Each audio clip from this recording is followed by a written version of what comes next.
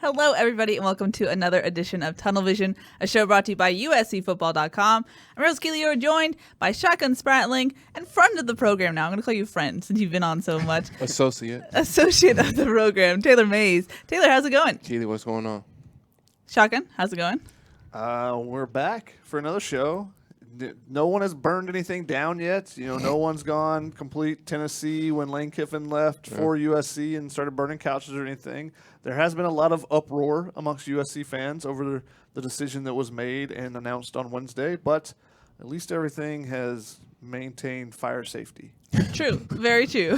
So we'll talk about that. We'll talk about USC deciding they got their holiday bowl. They're going to face the Iowa State Hawkeyes or Iowa Hawkeyes. Okay. Thank you. Wow. I'm all over the place. We're having some technical difficulties, guys. But Shotgun, first off, what were your thoughts about this matchup in USC? There was some talk from the Alamo Bowl's executive that they could pick USC. You never know. But then ended up they're picking Utah. So USC heads back to the Holiday Bowl, third time in 6 seasons. What do you make of that? Well, only the third time in their history, too. USC hadn't been in the Holiday Bowl previously, so this is a little new for them, the past 6 years. But facing Iowa, they haven't faced Iowa since 2003 when Carson Palmer beat Heisman Trophy winner Carson Palmer beat Heisman runner-up Brad Banks and the Iowa Hawkeyes, I think pretty handily, too. This is, a 16 years later chance of redemption. No one cares about that game in comparison to this year's game. It's going to be on a Friday night, so who's going to be watching this game? How many USC fans are going to travel down to San Diego? Qualcomm is not the most fan-friendly stadium, so who's going to be, how many USC fans are going to be interested in going to this game? That's a big question mark going into this one. I think it's a pretty good matchup, just looking at offense versus defense, USC versus Iowa. I think it can be a good game in that regard. But this is one that, there was a tweet earlier today. I thought brought up a great point or even before the announcement, I think it was like, how many Holiday Bowl or Alamo Bowl championships are posted in the Coliseum anywhere? Yeah. It's not a bowl game that USC fans feel that is up to the standard of this program, which tells you a lot about where USC is at right now. And after making the decision on Wednesday, can they improve from that? That's going to be the big question. It could start with this bowl game, but again, this bowl game could also just be, not really that important, just be another game. And unless USC gets blown out in this game, I think that would cause a lot of, another uproar of fans and stuff. But otherwise, I don't think the result really matters that much, which is kind of unfortunate for the USC players and the people that are watching, that are invested in this program and want to see it do well going forward. I just don't know how much impact a Holiday Bowl game has for the USC program. Yeah, it's going to be very difficult for this team there's a lot of people who are upset about the coaching decision. And I think for this game, one of the things that I'm interested in is we talk a lot about, I always say the Pac-10, but I'm going to get it right. It's the Pac-12. I keep saying Pac-10 because it's ingrained in me. But, people talk about the Pac-12, how good the conference is. Is it a deep conference compared to some of these other conferences? And one thing that I'm interested in seeing is how we match up against a Big Ten team. Mm-hmm. It's something that players in college football talk about all the time. Is my team better than your team? Is our conference better than your conference? So even though it's the Holiday Bowl and I'm not, I don't think it's a great bowl game for us to be in. However, it is a good chance for our football team to go against a team from the Big Ten. And I think for people like Clay Helton, this is the last chance that he has for this season and for the next 6, 7, 8 months to set a tone for what the future of this team is going to be. And like you're saying, unless we were to get blown out, I think even unless we really blow them out, I think it's going to be a lot of the same opinions for the majority of USC football fans. But I think Clay Helton and this football team have to have a strong performance to, one, try and save the recruiting class, and to try and put some type of impression in the fans that are USC fans, because he really needs that right now. I think this team needs that, and this is going to be the lasting impression that fans have for this football season. So it'll be interesting, and I think it's just, again, our chance as a football team to show what we can do against a Big Ten team. And Big Ten teams are known for physicality. They are. In the trenches, and that's been the big question mark. Mike Bone even said it on a recent interview that's where he wants to see USC improve is in the trenches. Taylor, your experience playing Big Ten teams, you played in the Rose Bowl, going against those teams, what kind of stood out about them versus maybe some of the Pac-12 schools, but maybe some of the other conferences you played? Well, Big Ten teams, these kind of, I know Nebraska's in the Big 12, but I'm going to say these kind of Midwest teams that are corn-fed, like these big, just huge guys. And one thing that we did better than I think anyone else in the country at that time was we didn't always have the biggest guys, but they were physical and they were fast. And one thing that a USC football team has to be is physical, because we're going to have great athletes on our football teams. But once we go against some of these teams who have these kind of Big 10, Big 12 body types who are just huge guys that are strong, we have to beat them by being faster than them, but we also have to be more physical than them. And these guys are physical. Some of these teams that we played Michigan, we played Illinois, Penn State. These were physical football teams, because it's kind of like when I spent my time playing for the Bengals in the AFC North, that's physical football in the AFC North, just like it is in the Big Ten with the Michigans, the Ohio States. We played Ohio State too. I forgot about that one. Physical football team. So I think we'll find out a lot about our football team. Some of the games that we played this year, and we tried to look at our opponents and see, what kind of tests they were going to present for our teams. I think this game against Iowa will be a physical football game, and we'll find out a lot about our team and what are the weaknesses that we still have. But football is a physical game.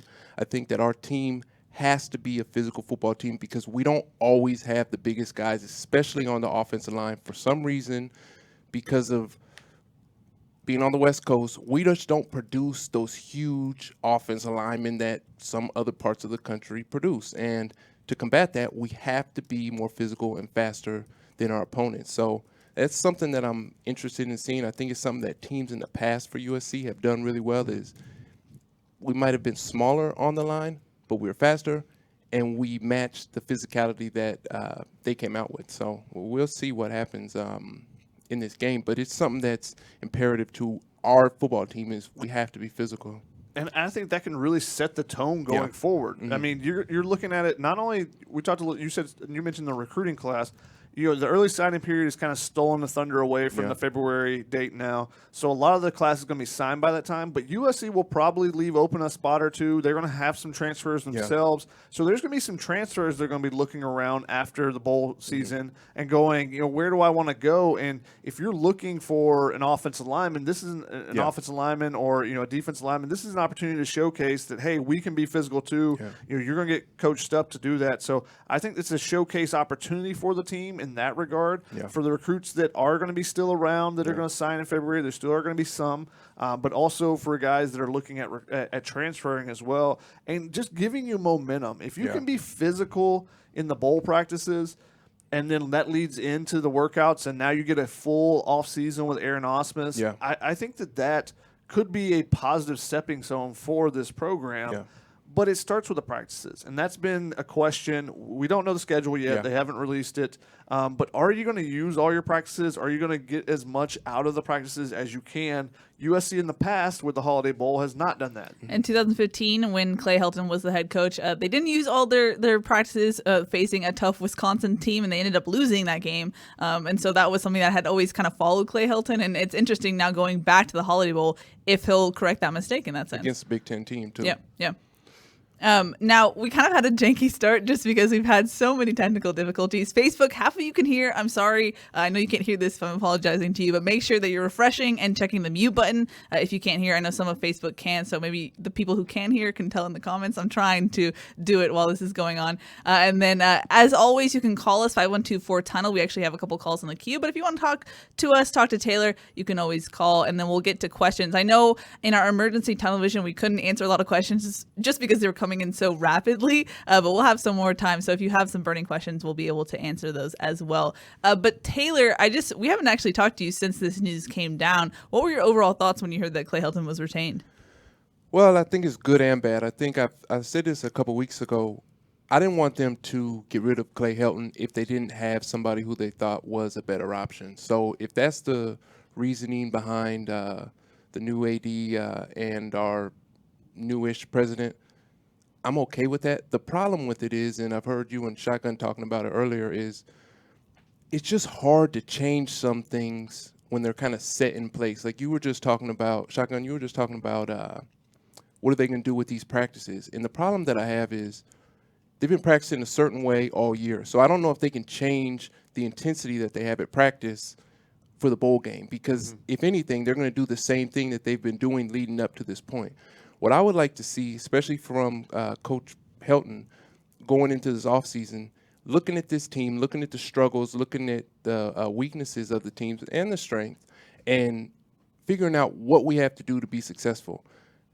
I don't think Clay Helton is a bad coach by any means. One thing I think about college football and the NFL, but college football especially, is different coaches are better in different situations. If you look at Ed Orgeron in LSU, he was at USC.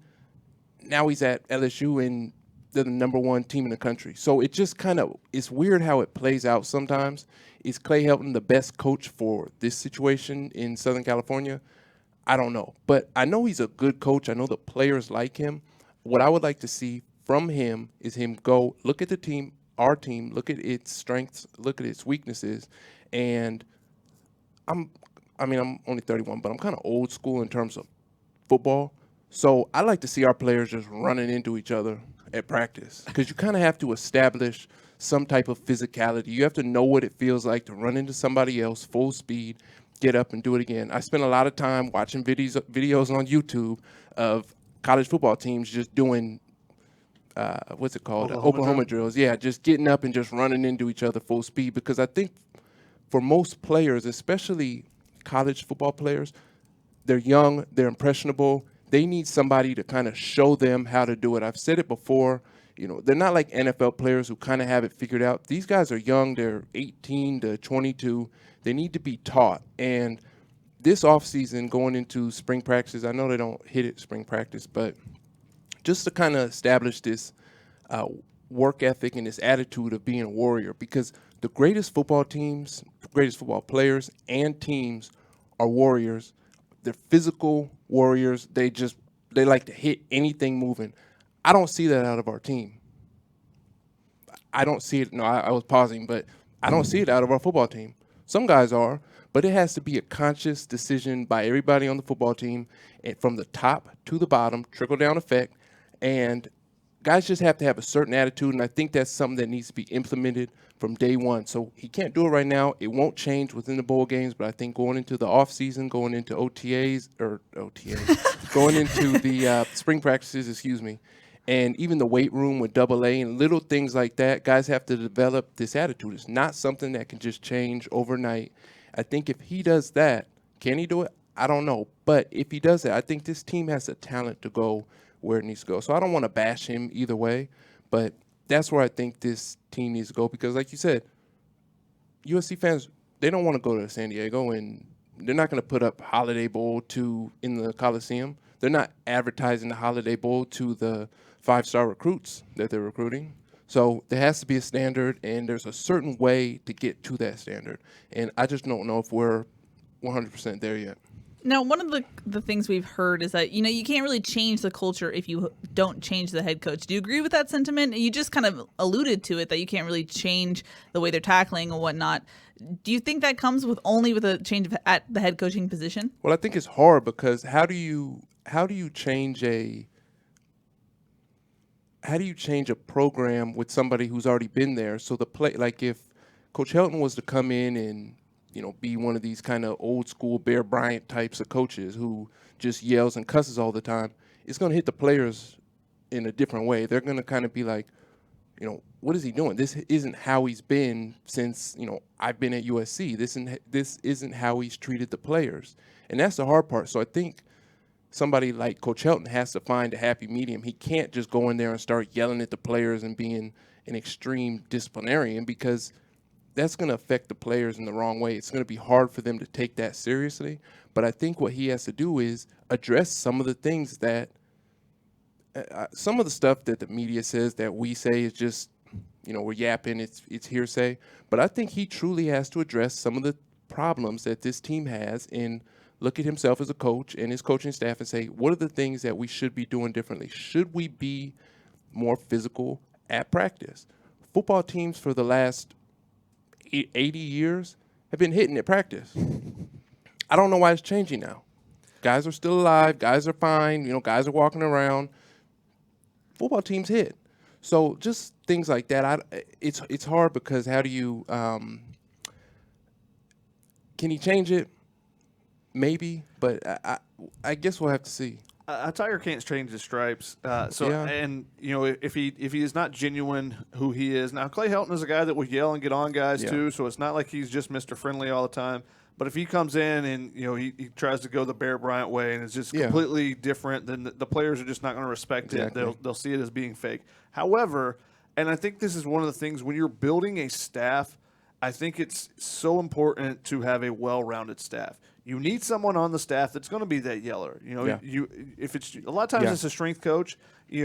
Strength coaches are guys that are and they have 4 assistants now, and AA. So those guys can be the ones that are yelling at players. You need a couple position coaches that are yellers. You need a couple of them that are guys that put your arm around you type. So, and I think that you need a well-rounded racial background with your coaching staff, so you can kind of reach all the different recruits. I think just a balanced staff in different ways.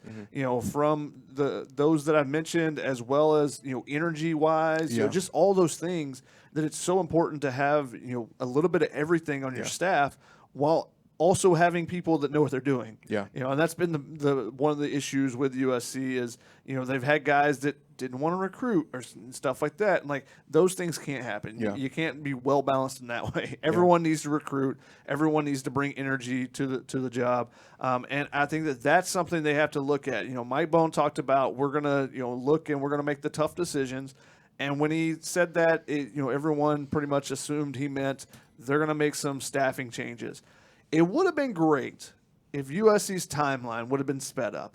If you actually came to the decision whether you're going to keep Clay or not and make it an announcement after the UCLA game, then that's 10 days basically that you've lost. Now in that 10 days, does Clay Helton, if you've announced that he's going to return, does he now have time to go and say, okay, these are the changes we need to make on staff? And in that 10 days, if he makes that change, and on this Wednesday, instead of him being announced that he's coming back, it's announced that these are the staff changes we're making. Which is something that happened a couple days before that by Arizona State and multiple other programs around the country. And so now you talk about changing the culture. Well, one of the biggest issues has been USC's defense. It has declined the last few years as far as its rankings in the country. If they are going to make a defensive coordinator change, I don't know if they will, but if they do, that's one of the positions that's being looked at and being thrown around by a lot of people. That is a position where you can get someone in and he can help change the culture of the defensive side. Because some defensive coordinators are like, no, we're going to tackle, as much as is allowed. Now you're only allowed one live tackling day a week during the season and stuff, and you're allowed one thud day, but do you fully take advantage of it? And that's the thing I don't think that we've seen at USC in the practices we've been able to watch, because obviously they've curtailed what the media can see. But when we've talked about this several times with Taylor and on other shows, it's just the tackling angles and stuff. Those type things need to be addressed in live speed, full speed live tackling drills. And it doesn't have to be always to the ground, but it just needs to be third tempo or something. Yeah, you need to have the right mentality when you go about those drills, instead of just going 70%. 70% doesn't get it done. Yeah. So if you were to change a defense coordinator, because that is a position of power, that's someone who could change that culture going forward. And maybe you start working on that culture going into the bowl game. Then you change it before the the off-season workouts. So all that could have been addressed if you would have sped up the timeline yeah. instead of waiting around an extra 10, 11 days. It made no sense to do it.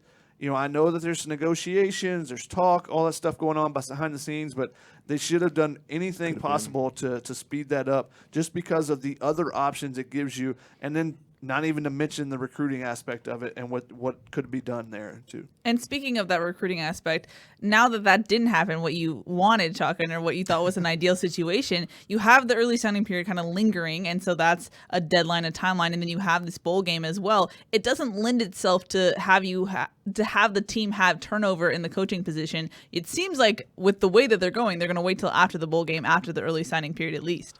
Yeah, it's hard for me to see them making a bunch of changes because, I talked about this on the Family Feud podcast, which should be out tomorrow or the next day. But we were talking about, you look at the Arizona State situation. They fired some coaches on a certain day, and I think it was 2 days later they made a couple of hires to start filling those roles in. So even if you do it at that timeline, so if they were to fire some people tomorrow and hire some people on Wednesday, you are now giving those new hires a week to close on the recruiting trail.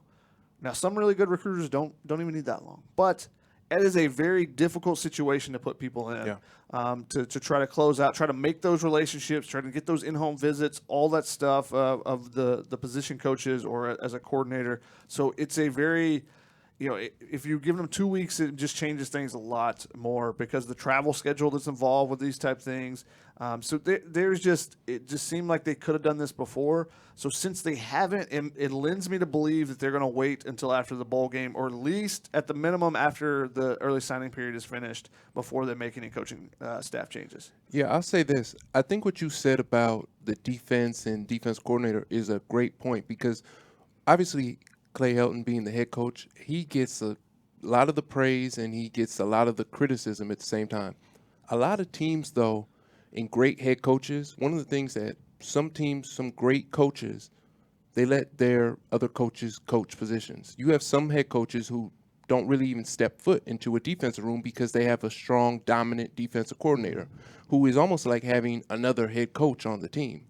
So for our team, for us, I think that we could also look at our defense, look at Clancy, Pendergast, and say, hey, these are the things that we need to do differently as a defense. So does it all go on to Clay Helton? Because when you really think about it, our offense is the best part about our team. Our wide receiver core, our young quarterback, our running backs could be better. Our run game in general could be better. But our defense is what really needs to improve going on from where we're at right now.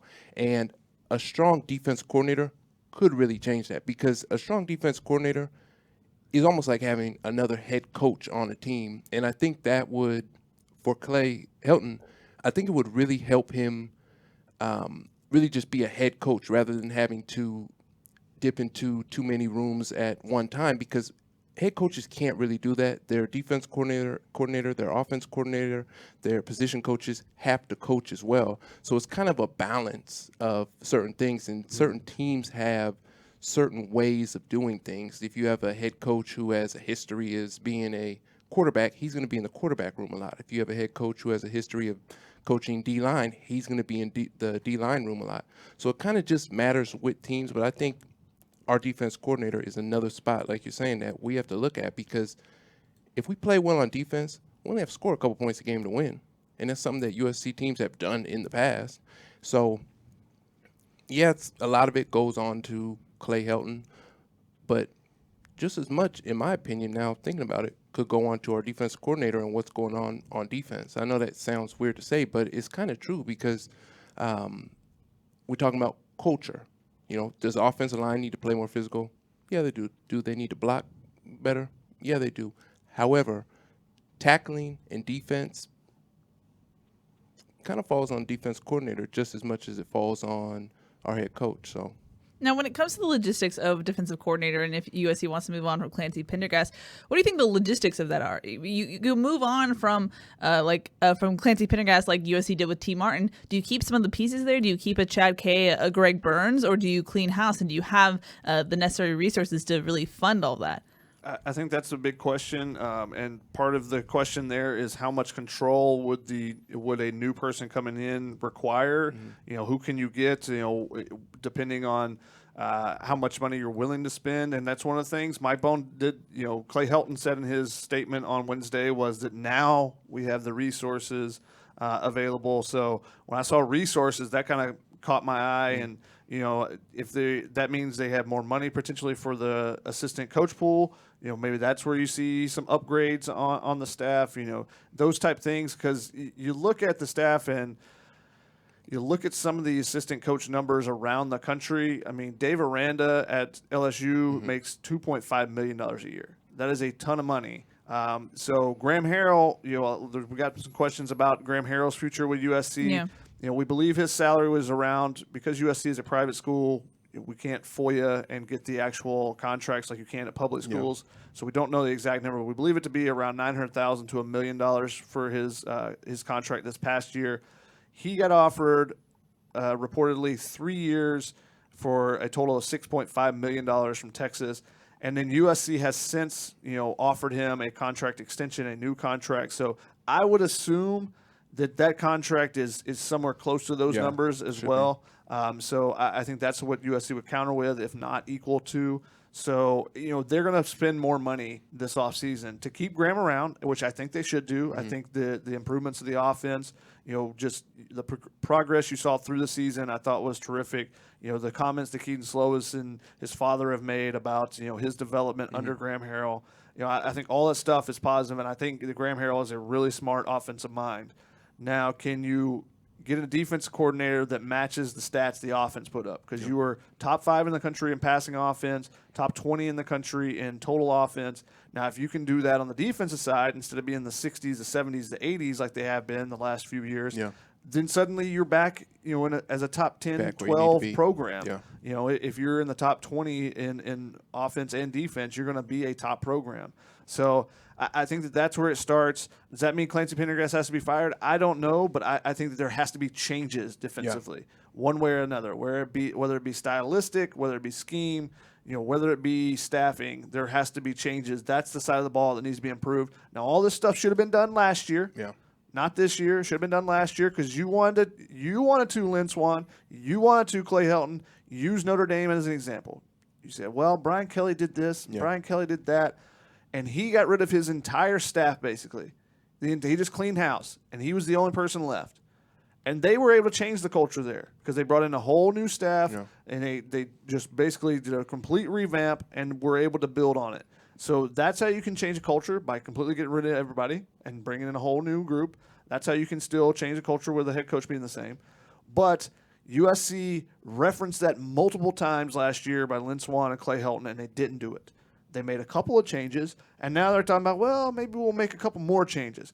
You need to clean house of the parts that aren't working. Yeah. Get rid of all the stuff. Get rid of the cancerous cells is not the right word, but when you're attacking, a disease, you got to get rid of all the bad cells. Yeah. That's what USC needs to do. They need to get rid of all the bad parts and get in some clean, fresh, some fresh blood in there, and then try to go from there. In terms of fresh blood, and we've seen this question kind of come up in the comments, but also just talking about it, who would necessarily want to come if it seems like Clay Helton is still a dead man walking next season? Well, that's the hard part for me, and that's the hard part about them keeping Clay Helton, because I feel like he's kind of like a ticking time bomb, especially for recruits, because they kept him, but he's kind of still on this short leash. And our recruits that are looking at USC going to say, okay, they kept him, but really how much longer is he going to be there? And if we're talking about a defense coordinator, they're thinking the same thing. How much longer is he going to be there? And to me, it almost seems like we're just delaying the inevitable, delaying something that is maybe going to happen sometime in the future, next year, the year after that. But that's just the hard part. And I don't know maybe our team will be better next year, but I don't really feel like, especially from the fans, and do the fans, do their opinions matter? I mean, yes and no for the football team, but I just don't think people are going to be happy, the fans especially, until Clay Helton is gone, until we really clear house, like Shotgun's saying, and kind of start over and start new, and just kind of get a new attitude for this football team, an attitude that fans, that recruits can be excited about. You know, you're talking about, are fans going to come down and watch us at the Holiday Bowl? Are fans going to not come down because they're upset that we kept Coach Helton?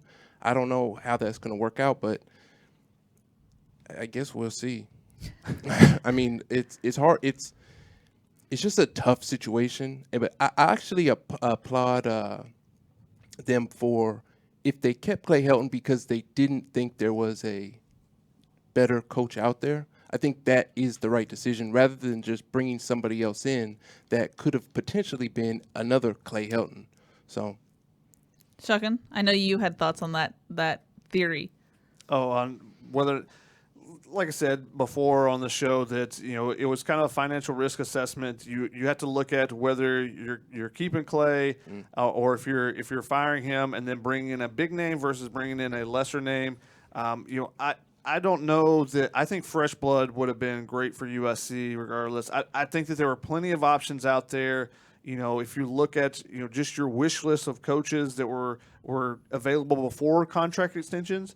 I mean, you look at Urban Meyer, you look at PJ Fleck, you look at James Franklin, Matt Campbell, you can go to Mike Norvell, and there's 3 or 4 other guys that are on that list. So that's 8 to 10 coaches that I think would still be improvements over what we've seen from Clay Helton.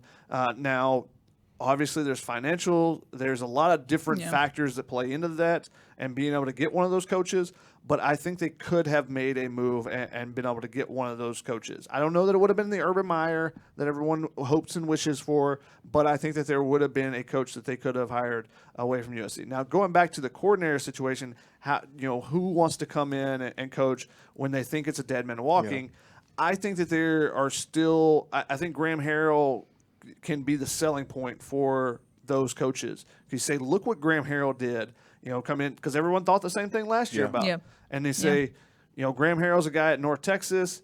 You look at the numbers that North Texas did not put up this year, and you go, okay, that looks like a really good hire there. Their offense just was not the same this season. And you look at Graham Harrell going from, I think he was making, I want to say it was like $200,000, $250,000 at North Texas, to making probably around $1 million at USC. And then in 2 years, he's gone from $250,000 to 10 times that. He's closing in on $2 million, a little bit over $2 million. So I think that's what you look at if you're a new coordinator, because you say, look at the talent that is on that USC defense. Look at the young guys. I mean, look what I have to work with. You have Jay Tufele and Marlon Tuipulotu, who are guys that could potentially leave for the NFL draft. If you talk them into staying, you lose John Houston, but that's pretty much it. You lose Christian Rector. You get back a ton. And there's a ton of young talent on that team. You look at that, and if you're a defense coordinator, you go, your eyes light up. You go, I'm not even have a great name to throw in there, but you're someone that's at, Iowa State, and you have wherever there's a really good defense, and it's considered kind of a mid-major program. You look at it and you go, if I get that talent with how well I think I can coach, because there's always some ego in coaching, that's how you get someone to come in. So does that beg the question that you're getting a pool of people that aren't maybe the top, but want to make a name for themselves? Like, is it a certain pool of candidates that you have to go for? I think it might slim down you're not getting Britton Venables to make a lateral move to come over. No, I don't think that's the case. But if you're looking and say, a place that's like Cal or like in Arizona State, just in the context of the Pac-12, where they're considered a middle-tier program from a Big 12 or a SEC or an ACC, and they say, I go to USC, and if I dominate there, now I'm a head coach in waiting at some place. A candidate at you see Graham Harrell has interviewed for a couple of different smaller positions as well. I think that's the mindset of a coach that would come in. So I don't think the talent pool is completely void just because of Clay Helton's status going forward being, a little bit in limbo. Yeah. And you mentioned recruiting. Actually, recruits, now that they know that Clay Helton will be here, I think the recruiting will definitely pick up going down the stretch as well. It helps. It helps rather than uncertainty. But we actually have a caller in the queue, so let's go to him. I believe it's John from Glendora. Hello, you are live on television. Hey guys, how you guys doing? Just very excited about going to the Holiday Bowl. I get to go down there now to San Diego. Beautiful day in San Diego. Get to enjoy it, even though I know it's not the Rose Bowl. We know it's not a playoff game. But hey, guys, this is a builder game for this young team. That's my biggest thing I'm making a point. It's a builder game for this. And it just looks very good for them. It's a good matchup, a good way to end the year, get started on next year, maybe a Rose Bowl berth next year. And the other thing, guys, I think the defensive coordinator they should look at is Charlie Strong. Former head coach, really strong personality, be perfect for that young team. What do you guys think? Thanks, John. Go ahead. About Charlie Strong?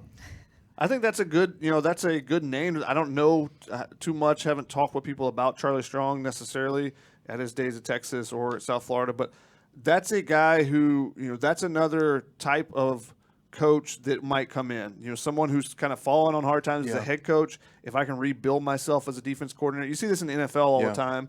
When guys go to the head coach position and just don't work out, they go back down to being a coordinator. Wade Phillips or something. Wade Phillips didn't succeed as a head coach, but has always been a really good defensive coordinator.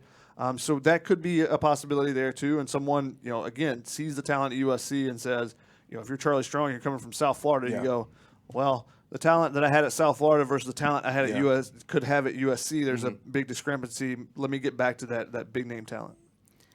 We have another caller in the queue, but I believe he's getting screened, so we'll come back to that.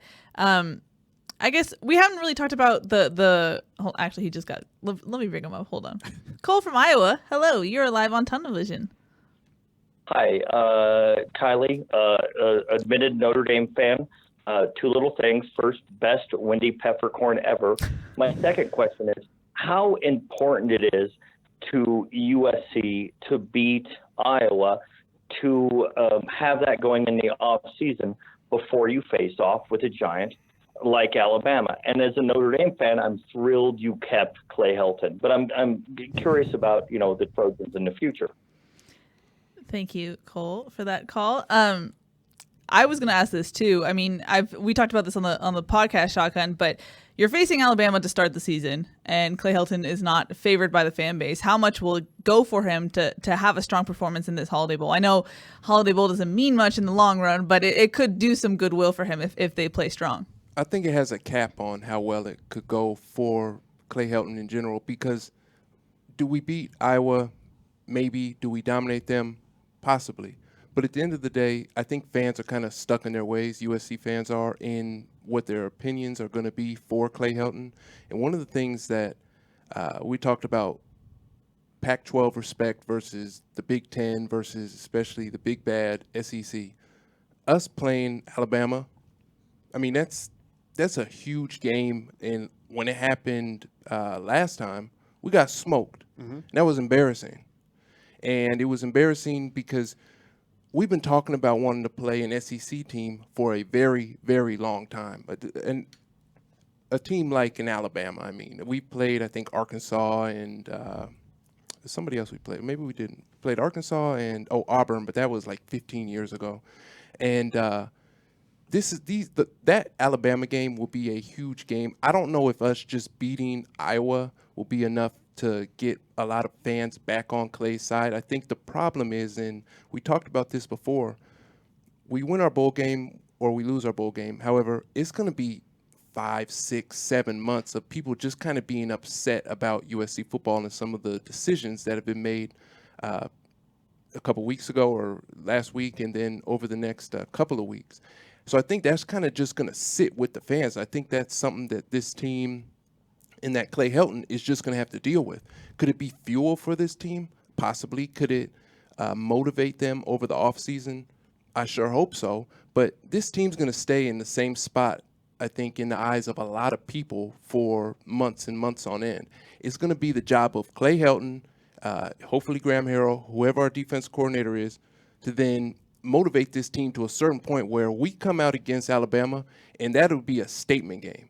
that would be what I would market to the players the entire offseason. Hey, last time they smoked you, it embarrassed the school, our conference. They think the Pac-12 is a weak conference. This is your chance on a national stage to rectify everything. So that would be the message that I would, as Clay Helton and or Graham Harrell, be saying to this team. I don't know if the Iowa game is enough to, change the opinions of a lot of our fans.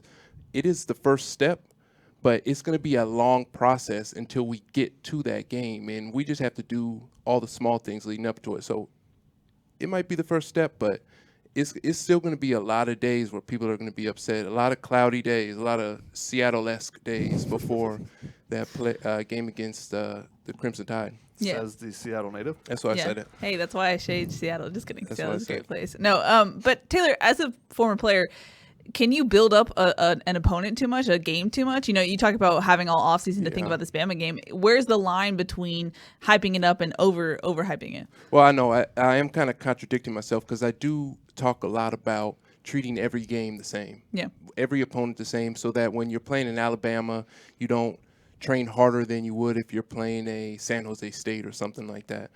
But at the same time, it is Alabama. And I think you have to realize that it is Alabama, and it is a chance for the University of Southern California to really put themselves back on the map. Let's just say this is a long time in the future, but if USC was to beat Alabama, that would be a huge win for this team, I think, especially for Clay Helton. And it's hard because you want to treat every game the same, but that game really isn't the same in a sense. Yeah. So it's kind of just one of those things that you want to trust the players and try to educate them to the point where they're mature enough to be able to play a team like in Alabama.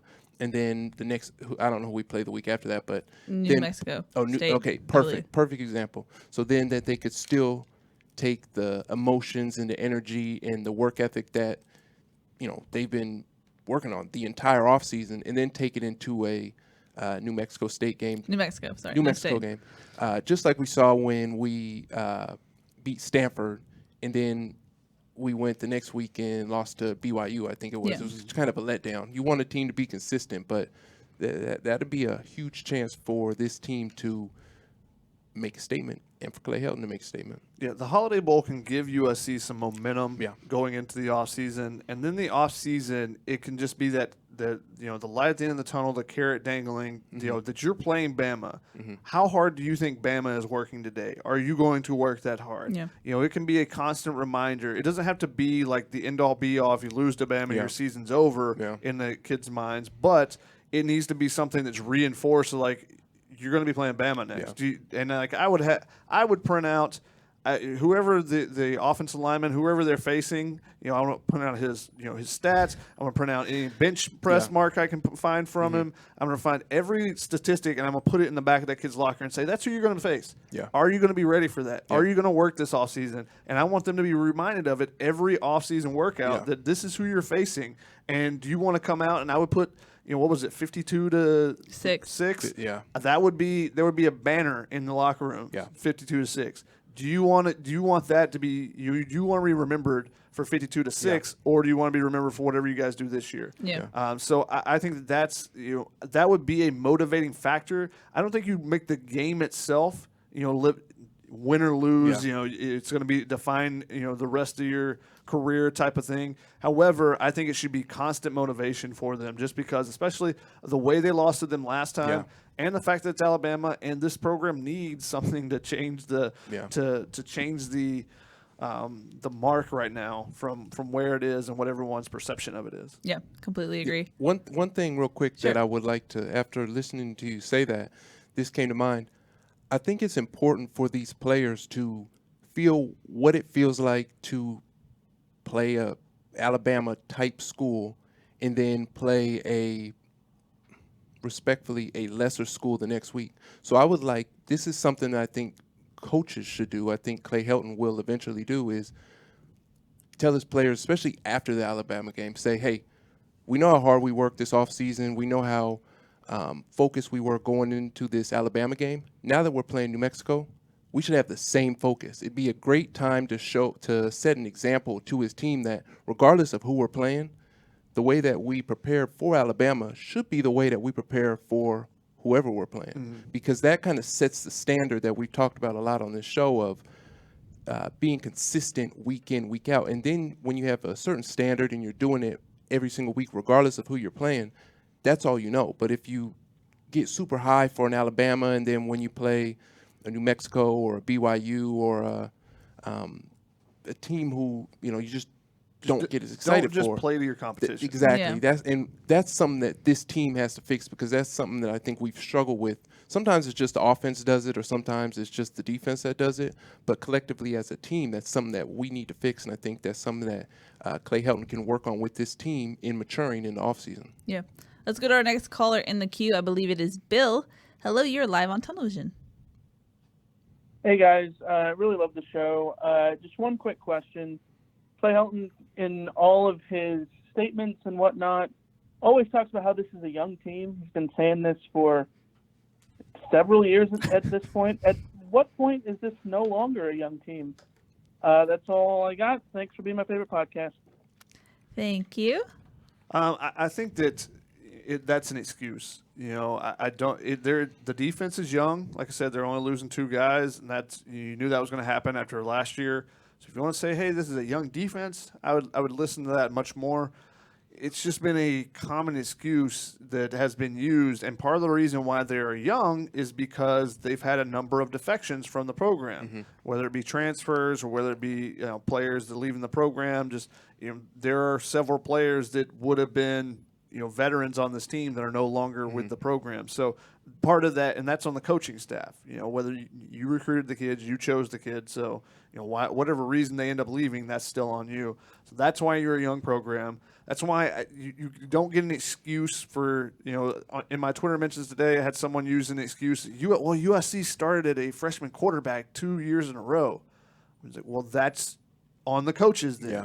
The reason why that happened is not like they had season-ending injuries, to 2 redshirt seniors back-to-back, and that's why you had to go to freshmen. No, it's because you missed out on Shea Patterson, KJ Costello, and that whole group of players, of quarterbacks, and you had to end up going. You got Matt Fink, and then you got Jack Sears the next class, and those guys ended up not being your starters. Yeah. Instead, JT Daniels and Keaton Slovis came in and took over those jobs. That's why. So that's on the coaching staff. You don't get an excuse for it. It's time. There's no excuses anymore. Just go and win games, and not 8 of them. It should be 10. You should be in double-digit wins every year at USC. Yeah. Especially with a 12-game schedule the way it is now. There's no excuse to go 5-7 followed by an 8-4 season. Yep. Yeah. Agreed. Let's go to our final caller in the queue. I believe it is Derek. Hello, you're live on television.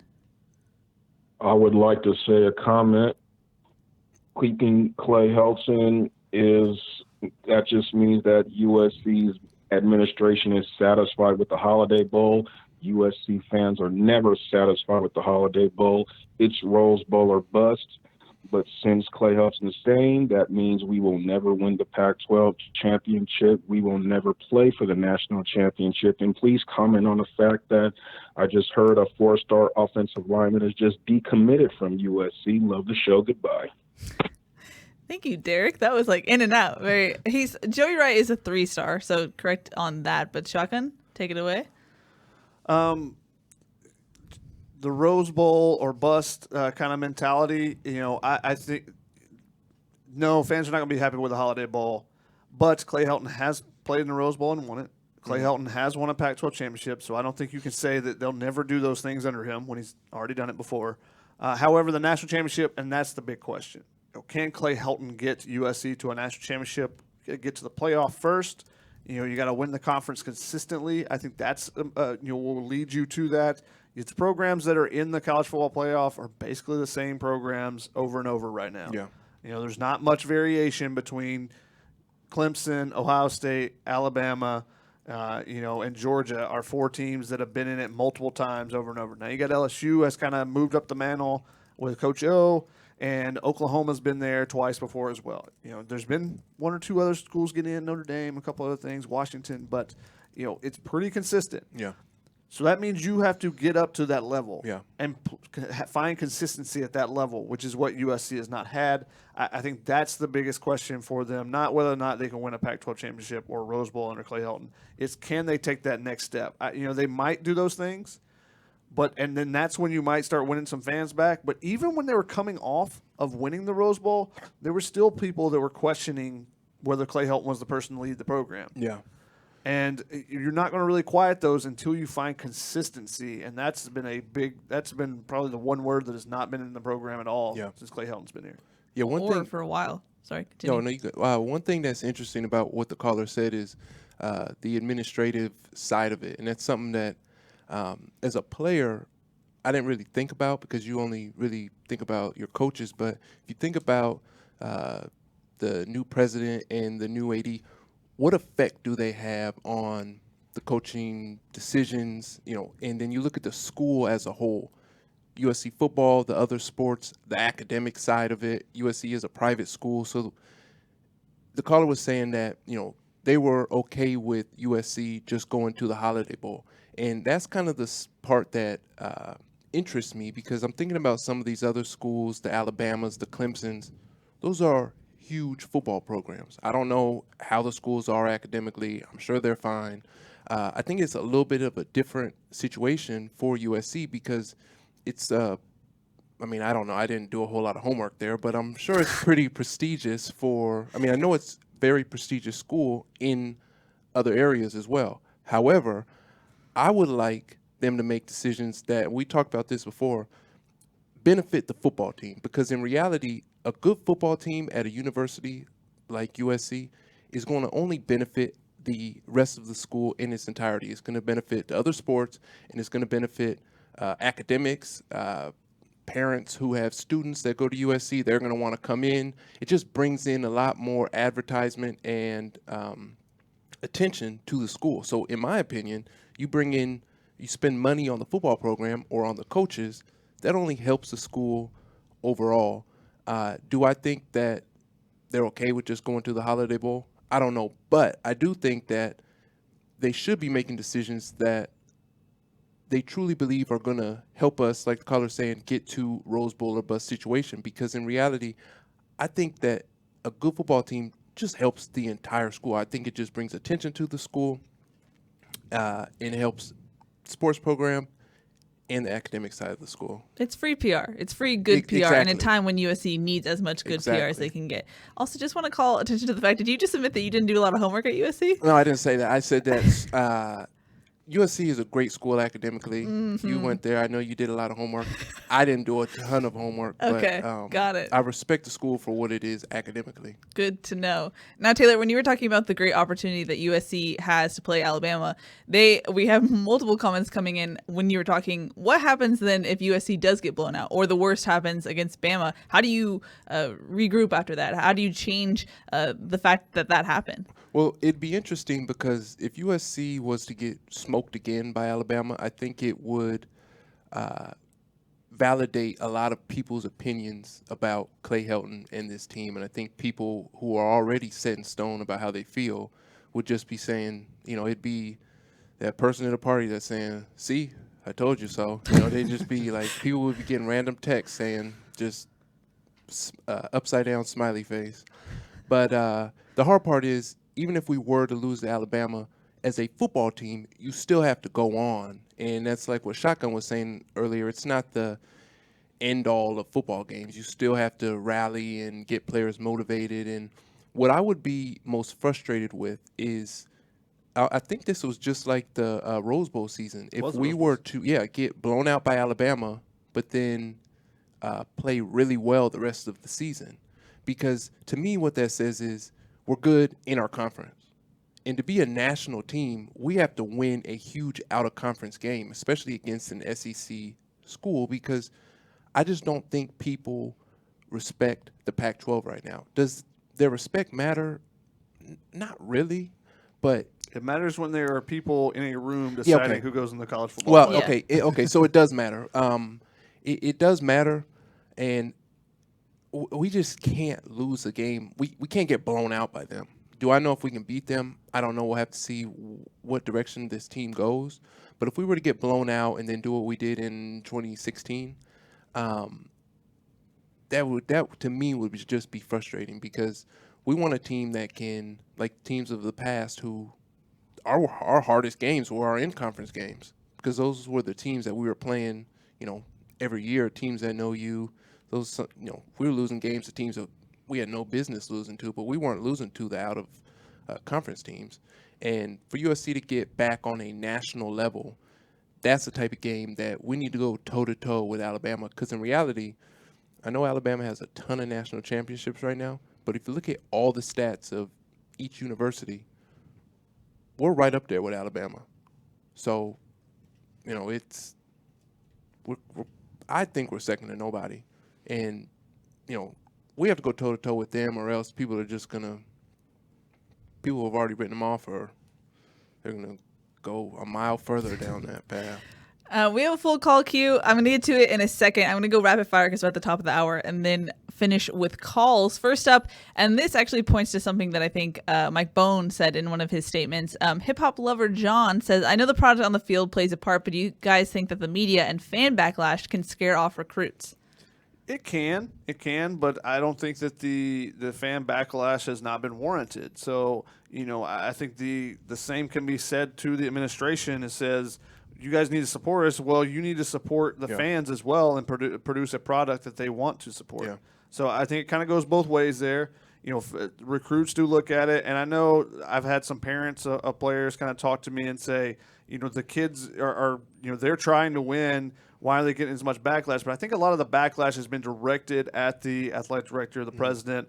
When some of the players, Michael Pittman, today's the last day to vote for the Blitnikoff fan portion. So if you can, go vote for him. But, some of the players have supported him and, put out tweets. I don't think you're seeing the backlash on those type tweets, but anything from the school accounts or from the AD or from the president, those are the ones that are getting a bunch of the backlash. So yeah. LDR on YouTube says, do you guys believe that Helton develops 5-star players into first-round draft picks? So that's a great topic, and it's something that I've kind of been wanting to talk about. I think something that doesn't get talked about a lot is the development of players, especially players who don't necessarily play in their first or second year. Because a lot of times what happens, you were talking about somebody saying that this was a young team. And one of the things that great football teams do in college football is they develop their young players even when they're not on the field. And that's, to me, an attitude thing that is brought in by the coach. If you have a coach that's there and he's saying, hey, you might be redshirting this year, or you might just be on scout team, but these reps are important. These reps are important because at some point we're going to need you. Some guys come in, some college guys come in, and their first year they're kind of just having fun because they're thinking, well, I'm not going to play this year, so I might not take it that seriously. And then when it comes time for them to play, they've lost a ton of opportunities that they could have gotten better as football players, and maybe they're playing in their third year, but they could be a lot better as a player, but they just didn't take care of the opportunities that they had up to that point. I think that some of it's on the player, obviously, because he has to have the right intentions and be motivated, but it's also on the coach. And can Clay Helton develop guys and give them the attitude and the work ethic that they need? I don't know. What year did Sam Darnold come out? 2 years ago. 2 years ago? 2017. I mean, not on a consistent level. So he doesn't have the I don't think he has the record or the resume to say he's done it on a consistent level like we've seen some other coaches do it. But one of the things that I don't see us having, I don't think we're getting the most athletically out of our players. It's a difference between being a 5-star recruit and then being a first-round draft pick versus being a 3-star recruit and maybe getting drafted in the 5th round or something like that. I also don't see that side coming from him either. I don't see him bringing up the guys. There's always the players who are just scrapping to get by, the overachievers. Where are the overachievers in our program? Of course, Michael Pittman, he's Michael Pittman Jr., and he's a superstar of a player. But where are the guys, not necessarily the Rudies, but where are the Deontay Burnett? There's one. Yeah. I just think that there should be more. Okay. You know what I mean? Maybe not that they're getting drafted in the 4th, 5th, or 6th rounds, but we should have more guys that are kind of fringe players in that Yeah. area because I don't know. When I was in school, we had a lot of guys get drafted. We had guys who didn't get drafted. And not to compare them or anything, but I think that happens at a lot of schools. You have players who don't necessarily play, but they're so developed and so talented as players, and their football IQ is so high from what they've learned in college as well that they're just ready to go play in the NFL.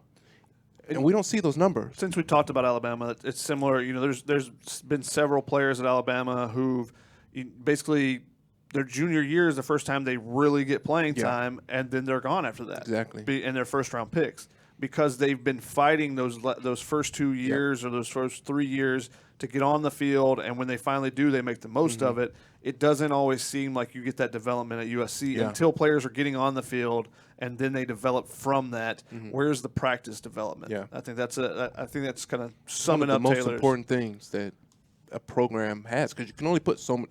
Like you were talking earlier about, we need to blow out some of these teams so that we can get some of our young guys some experience, but you can't always do that, obviously, and you need to have these guys ready from what they do at practice, especially if they're scout team guys going against the one offense or the one defense, because that's where they're going to see the most talent and the most highly skilled players. A young corner going against Mike Pittman Jr., that's great work for him. He goes into a game the next year. I don't want to say it's easy for him, but it's easy in the sense that there aren't a whole lot of players like Mike Pittman Jr. It's much easier than facing Exactly. a Biletnikoff finalist. Yeah. Exactly. Sure. We have a question from actually, when we were talking about practicing and the intensity of practice, we got some spice from Larry on Facebook. He said, it's funny because even Coach O has throttled back as the season has gone on. And he said, if I were Clay, I would continue to shut the media out of practices based on what we were saying. But the difference is that LSU was practicing differently than USC was. It wasn't like they were playing with the same intensity in practice and then throttled back. I think there's a difference, and I don't think you compare what Coach O has done and what Clay Helton has done in that sense. He's saying LSU throttled back their practices? Coach O has, yeah. Oh, Coach O. I would guarantee you, though, see, I'm not against a coach towards the end of the season throttling back on tackling in practice or things like that. But I guarantee you that LSU during training camp, in the offseason, in the beginning of the season, were hitting. I guarantee you they were physical. Once you do that in practice and you trust your players to be able to know how to practice and you know what the standard of the players is, then you can throttle back on how physical you are at practice. But when you don't set the baseline or, the roots of the tree, you can't just and you throttle it back like halfway during the season or towards the end of the season. The players don't know consistently what it feels like to hit it practice and then take it into a game. NFL, they barely hit it practice, but it's because NFL players know how to hit relatively well and tackle. They know how to practice and get what they need to get to be ready for the game. College players don't know that. So in my opinion, like with Coach O at LSU, I guarantee you he trusts that his players, one, know how to practice and know how to carry what they've learned earlier in the season into the late game. So I just, like you said, I think it's entirely different situation. Yeah. And I think, like Taylor said on a previous show, is you got to know when to ramp it back up, too. Yeah. You said that one time you guys played poorly, and the next day Pete Carroll had you guys going full speed when it was, it might have been pads November or something. It might have been that part of the year, but he knew when to wasn't happy with to push things back up. Man, technical difficulties today. Trek Ranger on YouTube said, are they willing to pay for a good defensive coordinator? If the problem with not getting a new head coach was not allotting more money for assistants, then why would you expect then for that to happen with Clay Helton? I just think that when, resources is one of the words that was used by Clay Helton during in his statement that was made. I think that assistant coach pool will be part of that. Now, does all of that pool go to Graham Harrell? I don't know. We'll see how that kind of develops and how the assistant coach the staffing kind of changes as we go. John actually wants to know, will Marquise Stepp be ready for the bowl game? That's what we've heard. I think he will be ready. His timeline had him ready in the middle of December or early in December. So looks like he would be back. But we'll find out more of that when they actually get to practice and we actually if he's see out there. them. Yeah. Chris on YouTube says, serious question, wouldn't it be a knock on Helton as a head coach that people like Lynn Swann and now Mike Bohn have to force him to make changes to his staff? Yeah, I think it definitely is. Yeah, I think so too. So you got to be able to make decisions on your own and see where things are not going right. You don't need to have someone every time telling you, look, this is not doing well. You need to be able to, that's the whole during a bye week or any of that thing is self-scouting. Self-scouting is more than just looking at your own tendencies as a team. It's looking at what's going well, what's not, and then making the corrections to it. Kind of like how Clay Helton said, hey, penalties and turnovers are killing us. We're going to make corrections to that, but it didn't happen. So while we were on the air, actually, this kind of just happened. USC actually has another decommitment.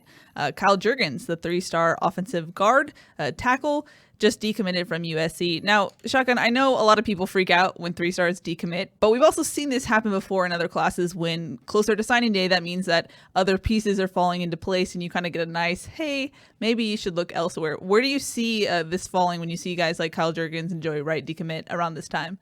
So I actually talked to Kyle Juergens the other night, so I'm looking for that information right now. But you want me to go? Yeah, go for it. Like, about recruits? Yeah, when you're looking at a recruiting class and you hear guys decommitting, like how much volatility is there towards closing in on signing day when classes start to fill up and maybe you guys get asked that or told that there might not be a scholarship waiting for them?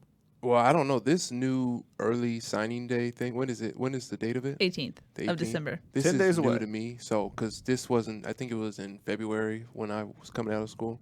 But I would just hope that this isn't a landslide thing and we start to lose more and more guys. Especially like we were talking about earlier, it's hard for, this is kind of a personal thing, but I'm going to go there until you tell me to stop talking. I think it's, to be a college coach and have to evaluate high school players, I think it's something that is very difficult to do because how do you know? These guys are 17, 18 years old. You don't know how they're going to mature physically or emotionally. And to then give them a scholarship, I've seen some guys who are 5-star players that look like 3-star players and some 3-star guys that physically were built like 5-star guys. I understand that there's a couple high school players who are thoroughbreds, they're bona fide, they're going to be, physical guys you have to worry about in college football. But I think anybody that we lose in a decommit, I don't know how you got that right now. It's crazy that it works like that now. But that somebody could just like. If you're on Twitter. No, I am on Twitter. You are on Twitter, sure. I think it's crazy nowadays that somebody could just like basically fill out a survey or something and commit to a school or decommit to a school and everybody knows immediately. It's different these days. I mean, it's a little bit. I mean, I'm not. Yeah, it's a little bit different. Fill out that's what it seems like. But it's just interesting timing that we're talking about it now and that a guy decommits. And I would think, especially a 3-star guy, that a 3-star guy would say it would be his dream to go to USC. And the thing is, a lot of kids will commit prior to their senior seasons, and those 3-stars might become 4-stars. Oh. Guys might develop as coaches will take even USC's got commitments from 2021 kids like Jay Toya has been committed to USC for almost a year now, I think, and he is not going to sign until next December. Now he is also 6'4" and like 320 pounds or so he's a guy that already has the size. Sometimes it's guys that you think will fill out, and sometimes coaches will accept those commitments and say, we're going to need to see you improve in this area, area. And if you don't, then they say, we really liked where your potential is, but maybe you're not getting up to what we're expecting. So I actually talked to Juergens the other day. I found the interview here. He said that he had not had an in-home visit yet with USC. So we kind of thought that maybe this would be happening just because he hadn't had, and he told me he hadn't really, none of the assistants have been down to see him. He hadn't been to USC, hadn't scheduled his official visit yet. He didn't plan to sign until February. So he's a guy that it just, from the answers that I got from him, just seemed like, okay, maybe he's a guy that hasn't been prioritized at this point. By USC. And, maybe USC circles back around to them if something doesn't work out with the early signing period because he said he's not signing until February. So we'll see. And some players, that are kind of fringe guys that don't know where they fit into a class, if they are committed somewhere, they may wait until February to see, all right, am I going to be prioritized or not? And then if not, they don't feel like they are at the early signing period, then is there another place that's really going to come after me? They had someone fall through, someone flipped at the last minute, but they still need, they need a cornerback. They need a defensive end, and I fit in really well there. Yeah. I think it's the new early signing period has kind of changed the game a little bit with those type of things and giving, some guys an opportunity to see where they fit in the class and where maybe some other programs that weren't recruiting them previously. A guy like Tuasivi Nomura, was a 3-star safety coming out of high school, and suddenly, or Jaden Williams, those two guys at Corona Centennial, their stock took off after the December signing period last year, if I'm remembering correctly, just because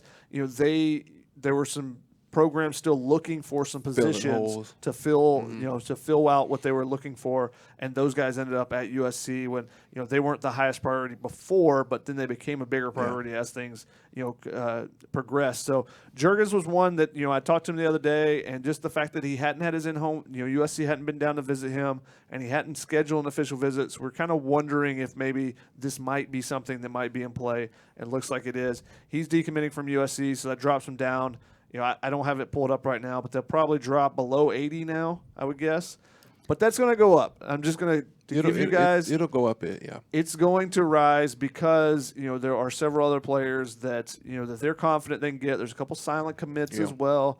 Those type of players, they're a little bit rated a little bit higher. I think that the class will improve. Now, how much it can improve, that's the big question. Clay Helton said, we're working on finishing off an outstanding recruiting class. And I was just taken back, because you say outstanding, I think top 5. You use that word, I think top 5. Well, you would think you would hope so. Well, I don't know what outstanding means to him. Might mean top 80. I'm hoping not, but I don't. No, because you say outstanding, I think it's supposed to be top 5. They're not going to get to top 5. They can sneak into the top 25, and that's talking with recruiting directors from across the country. My story I did for the LA Times the other day talked about this. They may sneak into the top 25. That's not good at USC. That's not good enough. That's still awful, as one person put it. Well, especially when you're losing certain players from this region or the West Coast. USC, USC went all the way up to, but went to being from Seattle, and it was just easy to come down to California. That used to be easy for USC to clean up in its own backyard. What do they say, that they could just build a wall around USC and just clean up everything around there? So it used to be that. We need to get back to that. Work towards getting back to that. Yep. And someone commented, it can't get much worse. You are correct. But that's why they will go up. They'll fill out the class, going towards signing day. And whatever spots they don't use will be used on transfers and different things. So still some options out there for USC. And speaking of early signing day, we will have the GOAT, Gerard Martinez, on a tunnel vision at some point. So stick tuned for the details for that. We're trying to work out his schedule. So we'll have a special dedicated recruiting tunnel vision. So make sure you stay tuned for that. But let's jump into questions and then wrap this puppy up. First up, let's go to Amy, I believe from Pasadena. Hello, you're live on Tunnel Vision. Hey, Keely. Hey, Taylor. Hey, Shotgun. Thanks so much for taking my call. I wanted to call out the elephant in the room, or maybe you guys have already brought this up, but what's going on with Rick Caruso and his involvement in this? I feel like he's kind of the mob boss of LA. So many things, interesting things that happened on his watch. He's been on the board of trustees for quite a while.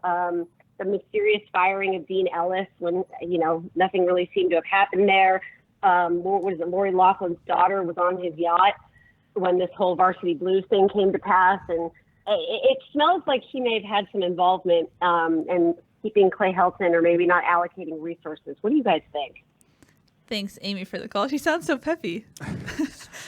So Rick Caruso, as one of the head of the board of trustees, I don't know his exact title, but he's the chairman of the board. Chairman of the board. So as the chairman of the board, that's a prestigious spot. It means he has a lot of power in the process. So he's the one disseminating information to the board and kind of back and forth. So that's one of the reasons why his name has been brought up. He was on the sideline talking with Mike Bone during the UCLA game. So they were talking about dinners and stuff. So that's already that's one of the boosters that USC has been talking to, obviously. So he has some power in this situation. I don't think he's the silent mob boss behind the scenes pulling all the strings necessarily. Yeah. But yes, he's a guy that is in a position of power. But I don't know how much he's wielded in this whole dynamic as has been going on. It'll be interesting to see we're trying to get the pieces of the fallout of the decision, and you can kind of get more info as time passes. But I'm really curious how much Careful and the BOT had to do with this decision, because so far we've kind of heard bits and pieces of that. So I think more will come out as we progress. But let's go to Mitchell from Utah, I believe, is next in the queue. Hello, you were live on Tunnel Vision. Hey guys, how are you doing? Good. How's it going? Doing good. Just kind of want to get your guys' opinion. What do you guys think Graham Harrell ends up doing? Do you guys think he leaves at the end of the day, or do you think we're able to keep him after we offered the contract extension? And Taylor, I don't know what's in your career plans in the future, but if there were to become a defensive coordinator job available and they talk to you, would you look at it? Thanks, Mitchell. Taylor, you can take that one first. In the one you mean like to coach maybe the secondary or in the He's secondary? A defensive coordinator. Well, they wouldn't hire me for that. But if they asked me to, I don't know. I'd have to look at it. I do think that I would really help in recruiting, being on the USC coaching staff, because I could go to the kids and say, hey, this is the school. It'll help you get to the NFL. I do think that, but sorry, but I do. Brush your shoulders off. But I don't mean it like that. I'm just saying I do think that is almost like Kerry Colbert or somebody. Yeah. Being able to go into a kid's home and say, hey, you're the proof. Yeah, something like that, because that's something that's important to schools. And USC has a ton of players in the NFL, so they should be using that when they are recruiting. But that would be that's a whole career path, and I don't know. I would have to. I guess we'll see what happens. This would be the time to work on it, though. But I'm not going to answer that question. As a matter of fact, I'm just going to say in maybe 6 months or a year, we'll see where I'm at, and we'll see what happens. On the offensive side, Graham Harrell, if I was going to give a take right now, I would guess that he is USC's offense coordinator next year.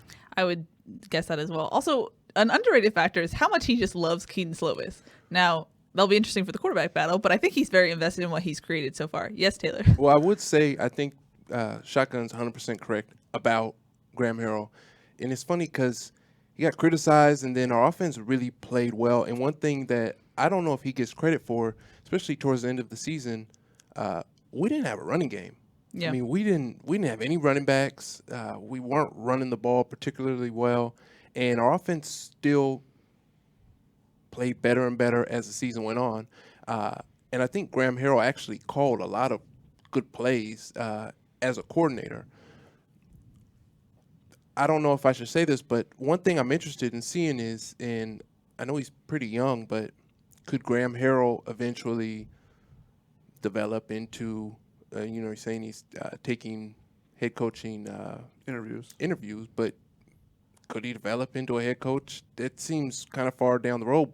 But if they're going to pay him a lot of money to be an offensive coordinator, and he continues to do well at it, and he got a very solid defense coordinator who was almost like a head coach in his own right. Maybe a similar situation to like Justin Wilcox, Yeah. where he came in and made sure that Jimmy Lake. Jimmy Lake. So if you're going to do that, you need to get someone on the other side of the ball have to. that usually is more experienced too. I think that helps. Yeah. And someone has head coaching experience. Yeah.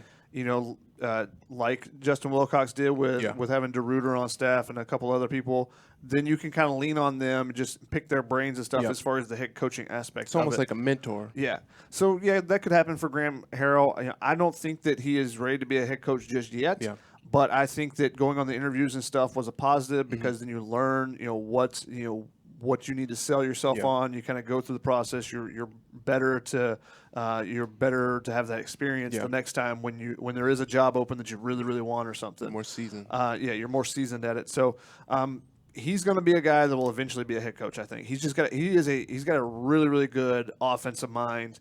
And I think if he can show that he can continue to develop and go forward. Mm-hmm. You know, when they didn't have a run game, he did a lot of creative things. Yeah. The stuff with Yeah. Amon-Ra St. Brown, you know, the quick passes out to the receivers, they're just an extension of the Mm-hmm. run game, you know, forcing teams to cover the entire field, which is something they talked about a bunch throughout, you know, spring camp and fall camp. Mm-hmm. It didn't really happen, you know, early. You know, they weren't throwing as much stuff to make teams cover the entire Yeah. field, you know, laterally and horizontally. Mm-hmm. So I thought that once they lost the running backs, it kind of forced their hand a little bit and made the offense even better because they did some more things. No, I don't want to take anything away from what Graham Harrell has done, and especially in the latter half of the season. I'm not a Graham Harrell hater, but I think we have to take into context the defenses they were facing. I know ASU and UCLA had really poor passing defenses. Is there a chance that we could overinflate what happened in the second half of the season as far as USC's offense and kind of misinterpret what we will see next year? No, I think what you're saying makes a lot of sense because some of those teams just were really struggling, but we really pumped up Berkeley's secondary. Sure. And USC played extremely well, stretching the ball downfield against them. I think one of the things about Graham Harrell that is really no different than the players or the other coaches is he's also still developing as a coach and still learning. So hopefully this being almost as a player, especially like a freshman, gets like Keaton Slovis will be a lot better next year because of the experiences that he gets in his first year. Graham Harrell, the exact same. I think that he will continue to develop into a better coach, know what calls to make, just like you're saying with some of the experiences that you get. It's no different for a coach. Coaches, you know, can still develop, get better, get smarter in certain situations. And we played some interesting defenses this year, but we also faced a lot of tough defenses, a lot of 3 guys rushing, dropping 8 in the coverage, and I think that'll still help Graham Harrell develop in his coaching game as well. Mm-hmm. Alrighty, let's go to our last caller who I didn't put the beacon out, but he called in. Jeremiah? It's Jeremiah from Snake Lake. Hello, you're live on Tunnel Vision. Yeah, how the hell do you think I'm doing? Jeremiah from Snake Lake. Oh, my God. I don't even know where to begin. I'm so PO'd. I guess I'll start with that screener. Listen here. Be on the lookout for positivity. There's been way too much positivity tonight. You understand? Our lives are over. We are miserable. We want to stay miserable. There was that one woman who called up who reminded me so much of a 15-year-old cheerleader selling cotton candy. I damn near threw up in my mouth. You're damn right. Man, there ain't enough urinals in the world to contain how pissed I am. Good Lord. Jeremiah, do you have a question? I do. We're getting to it, woman. We are getting to it. Jesus, stay in your lane or whatever the hell that phrase is. First of all, I am very upset that Clay Helton's been kept on, but I'm more upset that Lane Kiffin was on the market the whole time and we missed it. We missed it. Who the hell's doing our intel? Lane Kiffin was available and we missed it. Makes you wonder what else is going on behind our noses at USC. And this Jurgens kid decommitted. That really jerks me off or ticks me off. And I couldn't believe that. That is horrible. Jeremiah, you're very close to being hung up on. Get to the question or you're done. Wait, it's a question coming. And the question is about you, Miss Eure. For those of you out there who want to have a little bright spot in their life, y'all need to go to Keely is my name. Because she's got some great stuff on there. It's a lot of USC stuff, but it's mostly pictures of her and her 4-year-old at the zoo. Now, my question, shotgun, is this. Austin Jackson. I have never seen people go up in the ranks so fast, and I'm wondering why his stock is going up so fast. He doesn't pass my smell test, and I work with snakes and manure. Jeremiah from Snake Lake, the hell out of here. And you be nice to me, Keely. How dare you? Shotgun? Austin Jackson? So Austin Jackson, he has a ton of potential, which is why his stock has risen a lot. The experience he's had the last couple of years, I think he's made some strides in his game. I think there's still areas where he can improve. I think that the big question mark is maybe the rest of this class as to whether or not he comes back. I haven't had a chance to look and see what other tackles are available in this class and how deep the class is. I think it was Colin Cowherd was talking about how it's kind of a thin class, and he thinks he's the second best tackle. Mm-hmm. I think that's very high praise on him. I think that he has a ton of potential, but like Jeremiah said, he still struggled at times, with some speed rushers and some different things. So I think there's still areas of his game he can improve.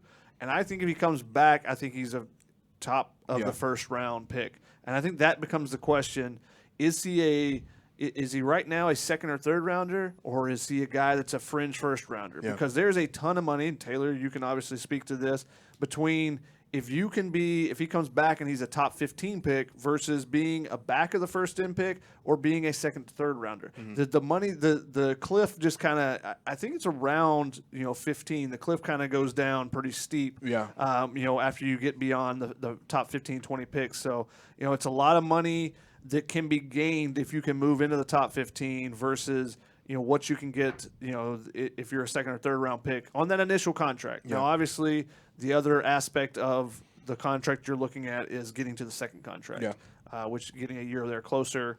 So, but those are the things that he will be assessing as he decides whether or not he was going to return to USC. Elijah Vera Tucker is another guy who's been talked about as being a draft pick. How much can he develop?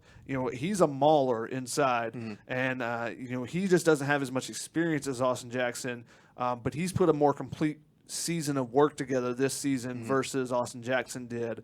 But the potential for Austin Jackson, just because of his athleticism, his size, his wingspan, that's where all his, he's a guy that ran the tail end of the track. Yeah. One of the track meets in high school, he ran the tail end of it. That's how athletic he is. Offensive linemen, I kind of compare them in terms of the draft. They're similar to how NBA scouts critique the big man, the centers, because a lot of it is based off of potential. Sometimes you have guys who have a ton of potential and they're extremely effective in college. But like one guy who I played with was Ryan Khalil's little brother, Matt Khalil. Mm-hmm. He was like the fourth pick in the draft. And I remember thinking, Matt Khalil was the fourth pick in the draft? Because when he first got there, he was young. He, like fresh-faced. Obviously, his brother is a superstar. But then he just developed, and he had so much talent. And that's one of the things that you see with these offensive linemen, their feet, their size, their arm length. And for offensive linemen, it's very similar to these centers. Can they move their feet? How athletic are they? And what is the potential that they have? What I would say for Austin is it's tough because, especially if you're a college kid, you don't have any money, and somebody's saying, even if it's the end of the first round, well, here's a lot more money than you have currently. But for him, I think one of the best things that he can do is, and this is somewhat what I had to deal with, people didn't know why I didn't leave my junior year. And even though I lost draft stock, I was actually a better football player coming out my senior year because I just had more experience. I was in more situations on the football field. And I think for him especially, having another year to develop his offensive line skills would do wonders for him. I know it's like the carrots dangling in front of him, and it's very tempting. However, he really would benefit from another year. And the good thing that I think would be very beneficial to him is this team will be ranked higher than it was right now. And a lot of times when teams and players come off of teams that are hot, with coaches and players, if teams coming off of playing in a big bowl game, that elevates their draft stock. I don't know why. I mean, I know why it is, but like Mark Sanchez threw for 300 yards in the Rose Bowl, and he went the fifth pick in the draft. That's just how it works out sometimes. And I think if Austin was to stay and then have a great season next year, and the team was to have a great season next year, everything would just help him in terms of his draft stock and being a more complete football player. He also would be coming off of an offseason where he's not donating bone marrow prior to playing, so I think that would also help him as well. I know it's correct. Yeah, that could also factor into financials of it's the family, True. taking care of his sister. You never know those background stories. Like Nickel Roby, everybody's like, why is he leaving? He need to leave to help his family out. It's worked out great for him, fortunately for him. But those are the type of things that guys are weighing when they're making these decisions. I think, like you said, he has a chance to really improve as a player and continue to get better if he were to return for another year. Don't know all the factors, obviously, but I think part of the reason why you talked about people coming off bowl games, if you're in a Rose Bowl or something, there are a ton of scouts there. And all it takes is the right person to fall in love with you. You know, they can talk in that war room and say, hammer the table for you and be, you need to be the guy. So, getting in front of the scouts that extra time when there's a lot of hype and they see how you perform on the biggest stage, because that's also a thing. People, they want to see how you do when the brightest lights are on top of you. So just elevate your persona. Yep. Alrighty, I think that's going to wrap it up for today's show. Sorry for all the technical difficulties. I was working my magic behind the scenes trying to fix everything. So thanks for your patience, especially on Facebook. But that's going to wrap it up. Taylor, thanks so much for joining us once again. We always appreciate it. Thank you. Shotgun, any final thoughts? No rapid fire. I'm cutting you off. I don't have anything. Good. Okay. That's going to wrap it up. I don't know our schedule yet. The boss man determines that. I do know we'll be coming back with a recruiting chat, like I said, so stay tuned for that. You can follow us on Twitter and on the Peristyle. That's where we'll put all the updates. But that's Shotgun. That's Taylor. I'm Keely. We'll see y'all next time. Bye.